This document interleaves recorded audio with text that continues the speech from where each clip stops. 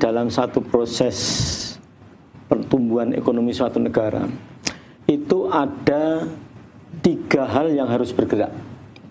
Yang pertama yang harus bergerak itu barangnya.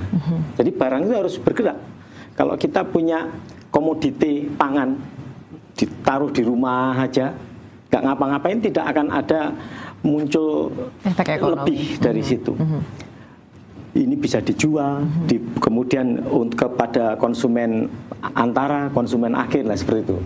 Ekonomi itu harus seperti itu. Apalagi yang bergerak selain barang. Yang kedua adalah uangnya.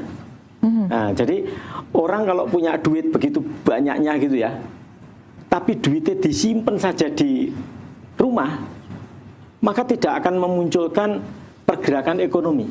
Jadi duitnya banyak gitu ya, 1 triliun tapi ditaruh di rumah, akan beda dengan 1 triliun ini dibuat dia akhirnya buka resto di situ, merekrut tenaga kerja dan lain-lain dan lain-lain. Ini implikasinya beda. Jadi ada 2, yang pertama yaitu barang, kemudian uang. Yang ketiga yang harus bergerak itu adalah orangnya. Jadi ada barangnya bergerak, uangnya bergerak, orangnya harus bergerak. Ada pemahaman dulu waktu COVID itu ada istilah wong manuk doro. Jadi orang itu seperti burung dara. Kalau tidak bergerak dia tidak akan makan. Nah itu maksudnya apa jenengin namanya ini apa kandang atau apa itu. Ya dia tidak akan makan. Maka untuk bisa makan si burung dara ini harus terbang. Nah pun demikian orang itu harus bergerak, sehingga untuk proses terjadinya ekonomi itu bertumbuh harus ada bergerak. Seperti artinya kalau orang naik sepeda itu seperti itulah. Jadi gambaran ekonomi bergerak itu kalau orang naik sepeda.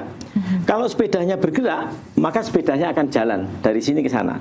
Tapi kalau tidak bergerak, dia akan jatuh. Nah, di tengah perjalanan akan menemui lubang, gundukan, kerikil, dan itu tantangannya. Seperti itu gambarannya. Nah, kemudian apa yang diperlukan di sana untuk supaya jadi bergerak ini? Disinilah tantangan dari timnya BPS ya, itu untuk mengidentifikasi apa saja yang betul-betul ini bisa memunculkan